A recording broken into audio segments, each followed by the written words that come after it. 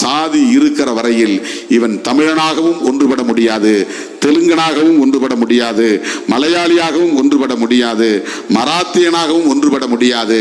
சாதி இவனை கூறு போட்டு எப்போதும் பிரித்தே வைத்திருக்கும். ஆக திமுக மாதிரியான அரசியல் கட்சிகள் கட்டாயத்தின் அடிப்படையில் எதிர்க்க வேண்டிய நிலையில் இருந்தாலும் அவர்கள் எதிர்க்கிற வரையில் அவர்கள் நமக்கு நட்பு சக்திகள். பிஜேபியோடு நாளைக்கு ஒரு வேளை அவர்கள் கைகோர்க்கும் நிலை வரலாம். செக்யூலரிசம் என்கிற மதச்சார்பின்மை முக்கியம், புளூரலிசம் என்கிற பன்மைத்துவம் முக்கியம், பெடரலிசம் என்கிற கூட்டாட்சி தத்துவம் முக்கியம். ஆரியத்தை, பார்ப்பனியத்தை, இந்துத்துவத்தை ஏற்றுக்கொண்டிருக்கிற பிஜேபியை எதிர்த்து நிற்க வேண்டிய தேவை இருக்கிறது. பிஜேபி என்பது ஒரு இமயமலையை போன்ற அரசியல் இயக்கம். அது மிகப்பெரிய வலிமையை கொண்ட ஒரு பேர் இயக்கம். அந்த இயக்கத்தை நாம் தனி நபராக தனித்து நின்று எதிர்த்து போராடுவது என்பது வெளிச்சத்திற்கே வந்து சேராது. ஆக திமுக மாதிரியான அரசியல் கட்சிகள் கட்டாயத்தின் அடிப்படையில் எதிர்க்க வேண்டிய நிலையில் இருந்தாலும் அவர்கள் எதிர்க்கிற வரையில் அவர்கள் நமக்கு நட்பு சக்திகள். பிஜேபியோடு நாளைக்கு ஒரு வேளை அவர்கள் கைகோர்க்கும் நிலை வரலாம், அது வேறு. ஏற்கனவே கைகோர்த்து இருக்கலாம், அது வேறு. எதிர்க்கிற போது அவர்கள் நமக்கு நட்பு சக்திகள். அதனால் அவர்களோடு இருந்தோம், அவர்களோடு சேர்ந்து எதிர்த்தோம், தொடர்ந்து எதிர்த்தோம். அந்த வலிமை நமக்கு தேவைப்படுகிறது. இந்த அடிப்படையில் தான் நம்முடைய நிலைப்பாடுகள் இருந்தன. பேசுறவன் என்ன வேணாலும் பேசிட்டு போகட்டும், அதை பற்றி நமக்கு கவலை இல்லை. எனவே சாதி ஒழிப்பு எவ்வளவு முக்கியத்துவம் வாய்ந்த கோட்பாடோ அதை போல தமிழ் தேசியம் என்பதும் விடுதலை சிறுத்தைகள் முன்மொழியக்கூடிய முக்கியமான கோட்பாடு, முதன்மைத்துவ கோட்பாடு. இதை மட்டும் சுருக்கமாக சொல்லி முடிக்கிறேன். 2 வகையா தேசியவாதத்தை முன்வைக்க முடியும். கான்ஸ்டிடியூஷனை ஏற்றுக்கொண்டு பேசுவது, மொழி உரிமை, இன உரிமை, மாநில உரிமை, அந்த தேசிய இனத்தின் நலன்கள், பாதுகாப்பு, இவையெல்லாம் அரசமைப்பு சட்டத்திற்கு உட்பட்டு இந்த கோரிக்கைகளை முன்வைப்பது, இந்த நலன்களுக்காக போராடுவது. அப்படி விடுதலை சிறுத்தைகள் அரசமைப்பு சட்டத்தை ஏற்றுக்கொண்டதனால் இந்தியா என்கிற தேசத்தையும் ஏற்றுக்கொண்டிருக்கிறது. அந்த இந்தியா என்கிற தேசத்திற்குள்ளே ஒவ்வொரு தேசிய இனத்திற்குமான உரிமைகள் முக்கியம் என்று பேசுகிறோம். தமிழர்களின் உரிமைகள் மட்டுமல்ல, தெலுங்கினத்தின் உரிமைகளும் முக்கியம், தெலுங்கு மொழியின் பாதுகாப்பு முக்கியம், மலையாளிகளின் தேசிய இன உரிமை முதன்மையானது, அவர்களின் நலன்கள் பாதுகாக்கப்பட வேண்டும். இந்த புரிதலோடு நாம் முன்மொழிகிற தேசியவாதம் தமிழ் தேசியம்.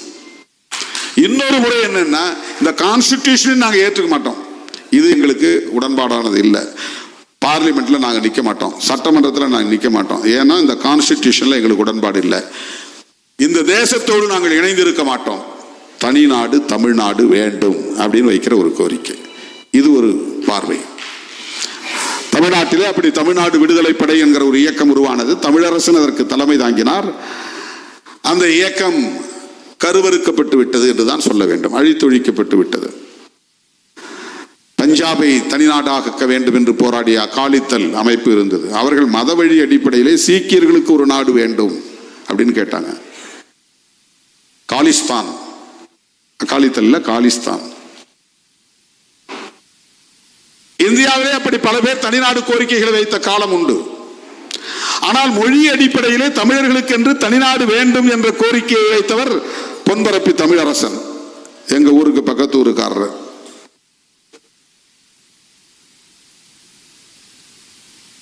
அது கான்ஸ்டிடியூஷனை ஏற்றுக்கொள்ளாத ஒரு கோட்பாடு, நிலைப்பாடு, கொள்கை. அது தனி தமிழீழம் வேண்டும் என்பது அண்ணன் பிரபாகரன் முன்வைத்த கோரிக்கை. தனி தமிழீழம், சிங்களவனோடு எங்களால் சேர்ந்து வாழ முடியாது, எங்களுக்கு என்று தாயகம் உண்டு, தேசியம் உண்டு, தன்னாட்சி வேண்டும். தாயகம், தேசியம், தன்னாட்சி. உங்க கான்ஸ்டிடியூஷனை நாங்கள் ஏற்றுக்கொள்ள முடியாது, நாங்களே உருவாக்கிக்குவோம். உங்க பார்லிமெண்ட் எங்களுக்கு வேண்டாம், நாங்களே பார்லிமெண்ட்டை உருவாக்கிக்குவோம்.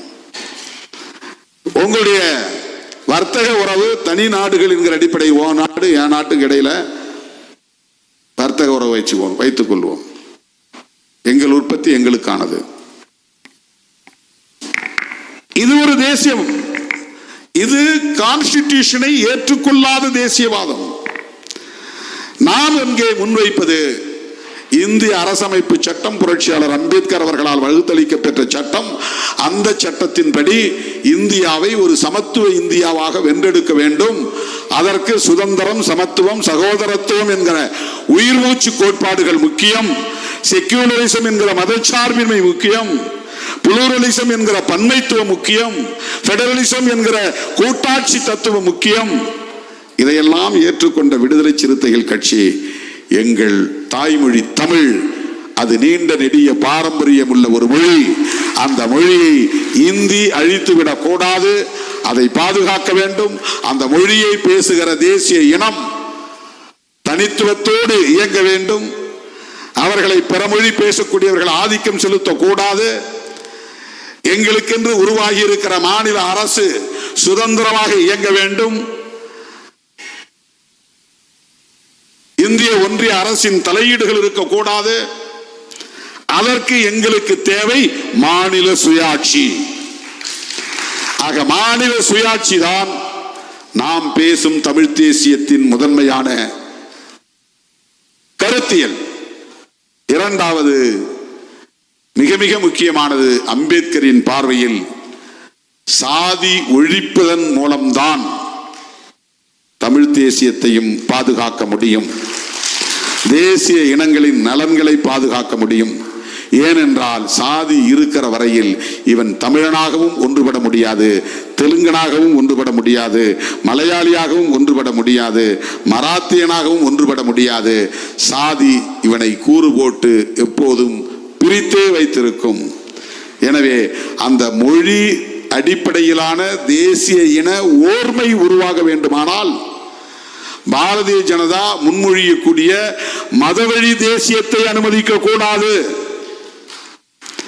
மதவழி தேசியம் பேசக்கூடிய அவர்கள் இந்தியாவை இந்துக்களின் தேசமாக அறிவிக்க வேண்டும் என்று துடிப்பவர்கள்.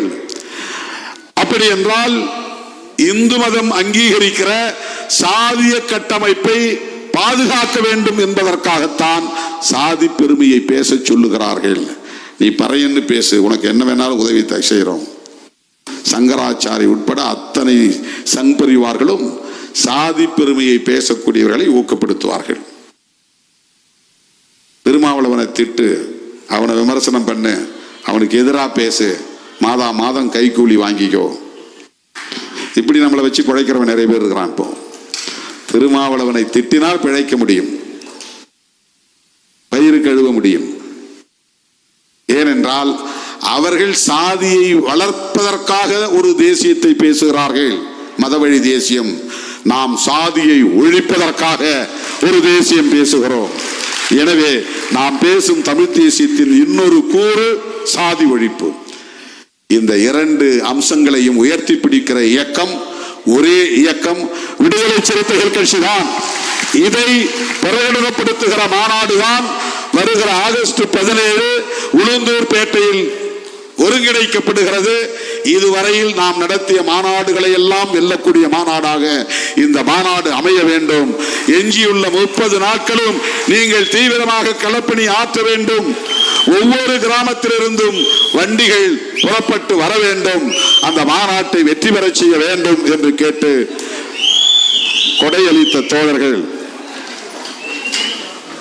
திருச்சி மண்டல செயற்குழுவின் மூலம் 7,06,300 ரூபாய் வழங்கிய தோழர்களுக்கு நன்றி. கட்டாயம் ஒவ்வொரு தொகுதி மாவட்டத்தின் சார்பிலும் குறைந்தபட்சம் 1 லட்சம் ரூபாய் நீங்கள் கொடையளித்தால் தான் இந்த மாநாட்டை வெற்றிகரமாக நடத்த முடியும் என்பதை தெரிவித்து முடிக்கிறேன். நன்றி, வணக்கம்.